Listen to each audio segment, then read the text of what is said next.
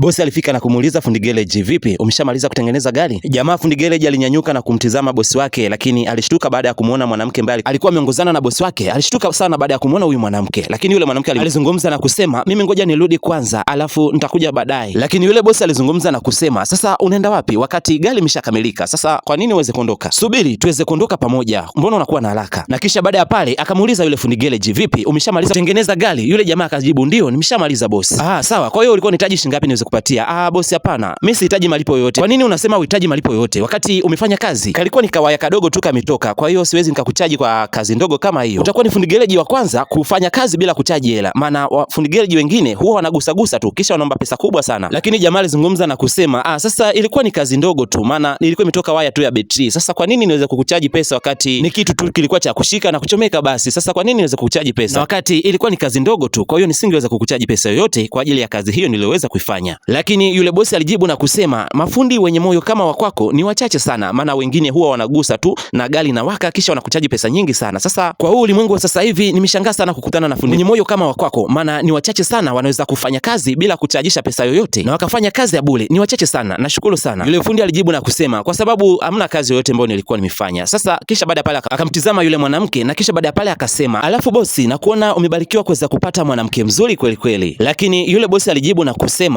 kuhusu huyu mwanamke, hapana, huyo sio mke wangu, bali ni mpenzi wangu tu, kwa hiyo ndio maana nilikuwa nimekuja naye huku nazunguka tuje kuchukua gari tuende tukale bata. Yule fundi akamuuliza, una muda gani na mpenzi wako huyo? Yani una muda gani tokea mmeanzisha mahusiano? Yule bosi akajibu na kusema, kwa muda tulionao ni kama mwezi mmoja tu hivi. Kisha yule fundi garage akasema, kwa vile hujanilipa pesa, nilikuwa naomba muda wako kidogo niweze kuzungumza na wewe. Kisha yule bosi akajibu na kusema, okay sawa, hamna shida, nakusikiliza uweze kuniambia unasemaje kwanza. Kisha jamaa akajibu na kusema, mimi na mwanamke, lakini mke wangu ananichiti na huwa mara kwa mara anatoka out na boyfriend wake na amekuwa akifanya hivyo mara kwa mara. Yule jamaa tajiri akamuuliza, huyo mke wako ulishawahi kumshuhudia labda akiwa anatoka na huyo jamaa, labda kipindi anaondoka huwa unamfuatilia, ama alikuwaga anatoka kipindi wewe unapoondoka? Maana wanawake wa siku hizi huwa wana tabia kama hizo, unavyoondoka wewe kwenda kutafuta pesa na yeye anatoka nyumbani anaenda kutafuta pesa, kwa hiyo unavyokuja kurudi nyumbani unakuta tayari naye amesharudi kajegesha. Lakini jamaa akajibu na kusema, ndio finally niliweza kumfuatilia na nikampata akiwa na huyo boyfriend wake, na uthibitisho nimeweza kupata leo, maana alitoka nyumbani na akaniambia kwamba atasafiri siku 2 hata kuwepo nyumbani, na akaniambia kwamba anaenda kumtembelea mamake. Lakini baada ya kumfuatilia nimegundua ya kwamba hata huko kwa mamake hajaenda, yani ametoka akaenda kwa boyfriend wake, na huyo boyfriend wake kwa sababu ana gari akawa ameenda kwa ajili ya kwenda kutoka out na boyfriend wake, maana boyfriend wake ana pesa, ana gari kali, lakini mimi sina pesa. Ungelikuwa wewe umegundua hivyo, ungechukua uamuzi gani? Jamaa akasema, kwangu mimi ningemwacha huyo mwanamke, maana kitu cha muhimu hapo inaonekana kabisa huyo mwanamke hana upendo wa kweli kwako na alikuwa anatafuta pesa tu. Sasa baada ya kugundua kwamba we hauna pesa, kwa hiyo ndio maana akaamua kuweza kuondoka na kwenda kutoka na huyo boyfriend wake. Lakini sio kwamba eti amekuaga hivyo alafu eti kwamba anakupenda, hapana. Maana kama huyo mwanamke angekuwa anakupenda, basi asingeweza kutoka nje ya ndoa na kwenda kutoka na mwanamume mwingine. Kwa hiyo mimi ninachokwambia tu, naamini kabisa kwamba mwanamke hawezi akakuchiti eti bila kumpenda yule mwanamume ambaye yuko nje. Kwa hiyo kama amekuchiti wewe, ujue kabisa amempenda yule mwanamume wa nje, ama yule mwanamume wa nje ana pesa, ana gari, ana kila kitu ambacho anampatia. Kwa sababu angekuwa anakupenda asingeweza kukusaliti. Lakini jamaa alijibu na kusema, vipi kama huyo mwanamume ambaye anatoka na huyo mwanamke hajui kama yule mwanamke kaolewa? Je, kama ni wewe unaweza kukutana naye na kuzungumza naye? Jamaa akajibu na kusema, ndio, hata mimi ningetamani sana nikutane na mwanamume ambaye anatoka na mke wangu, nizungumze naye na tuone kama tunaweza tukaelewana.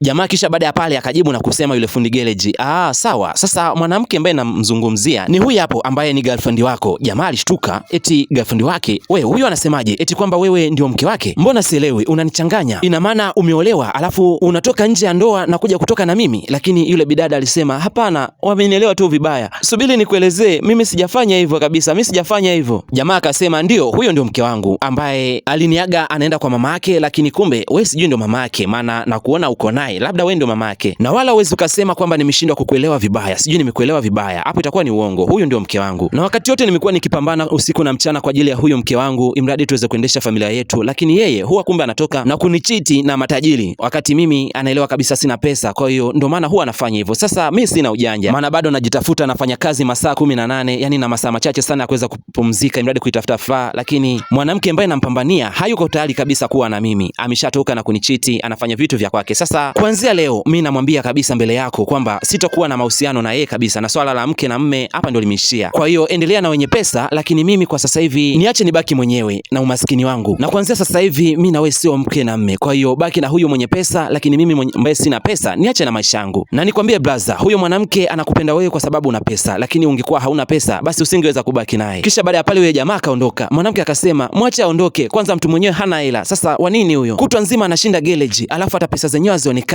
Sasa kwa nini niweze kubaki na mtu kama huyo? Kwa vile ameshaniacha, sasa kuanzia sasa hivi nitakuwa huru nikiwa na wewe na si tena kujificha ficha. Au unasemaje kipenzi? Kijana mwenyewe maskini tu, hana hata mbele na nyuma. Yaani kila siku kuweza kuhangaika tu, hata pesa ya kula kuipata ni kazi. Sasa unadhani anaweza kunihudumia mtu kama mimi? Mimi nafaa niwe na mwanamume kama wewe na wala si yule makenika.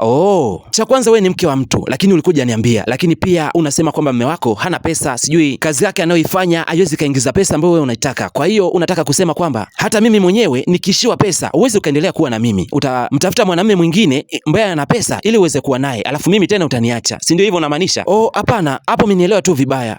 Eti nimekuelewa vibaya. Nimekuelewa vibaya wakati umeyazungumza hayo maneno mwenyewe. Eti kwamba yule mwanamume hana pesa. Mimi nilizani wewe ni mwanamke mzuri mwelevu ambaye naweza nikatengeneza future na wewe, lakini kumbe ni mwanamke ambaye ni msaliti na uweze kumthamini mtu yoyote ambaye hana pesa. Kwa hiyo kwa design hiyo hata kwangu mimi mapenzi yetu hayawezi kuendelea, kwa sababu mabinti kama wewe huwa wanaishia kujiuza tu na wala si kuweza kupata mwanamume ambaye ataishi naye. Sasa kama wewe bado una maisha ya kujiuza na kutafuta mwanamume mwenye pesa, endelea kuwatafuta, lakini kuanzia sasa hivi mimi na wewe sihitaji kabisa kuweza kukuona wala kuweza kuona mazoea na wewe, na wala siwezi nikaendelea kudeti na mwanamke ambaye amevunja ndoa yake mwenyewe. Kwa hiyo kama uwezi kurudi kwa bwana yako, fanya maisha yako, na kuanzia sasa hivi sitaki kabisa kuweza kuiona hiyo sura yako kwangu tena, na ukomee leo kuweza kukatiza mbele ya macho yangu. Kisha baada pale jamaa kaondoka. Yule bidada akawa amebaki pale haelewi. Bwana yake kamwacha, lakini mchepuko naye pia kamuonya, kamwambia asije akamuona tena siku nyingine na wala kuja kukatiza kwenye macho yake. Bwana hebu dondosha comment yako hapo na uniambie kwamba unampa neno gani huyu bidada ambaye ameweza kuachwa na kila mtu na kujikuta hana pa kwenda. Lakini pia niambie umeweza kujifunza nini tokea mwanzo ulivyoitazama hii filamu. Hakikisha umedondosha comment yako, maana comment yako ni kitu cha muhimu sana kwa jamii na kwa watu wengine ambao wanaweza kuifuatilia hii filamu. Bwana asante sana kwa kuweza kuifuatilia tokea mwanzo. Ulikuwa nami DJ Shebi Mwamba wa Bunda kutoka Bunda Mara, Tanzania, ndipo ninapotokea. Bwana asanteni sana mashabiki zangu kwa kuweza kunisupport tokea mwanzo. Umeweza kuwa na mimi na muweza kusikiliza sauti safi kabisa ya DJ Shebi Mwamba wa Bunda. Endelea kunisupport. Asanteni sana mashabiki zangu kwa kunisupport pale Facebook mpaka sasa kuweza kufikisha followers 150,000. Asanteni sana mashabiki zangu. Endeleeni kunisupport. Kazi nzuri tutaendelea kuifanya mpaka pale ambapo Mungu atasema basi inatosha, hapo ndio itakuwa inatosha. Lakini kwa sasa basi naweza kusema tukutane kwenye kigongo kingine zaidi ambacho kinaweza kufuata hapo. Usiendelee kukaa mbali na mimi. Channel safi kabisa ya DJ Shebi Mwamba wa Bunda pale YouTube, hakikisha unatembelea na unaweza kusubscribe. Lakini pale TikTok andika Shebi Star basi unaweza kunipata. Endelea kucheki pale, nitakuwa na kudondoshia vipande ambavyo utakuwa unavipata mwendelezo wake pale YouTube ama pale Facebook. Au sio bana? Endelea kusupport kazi yangu, endelea kubaki na mimi DJ Shebi Mwamba wa Bunda. Naweza kuachia maiki. Asanteni sana na chao. Hakikisha umenifollow, umesubscribe, umelike na umecomment kwenye video kila unayotizama. Asanteni sana, chao.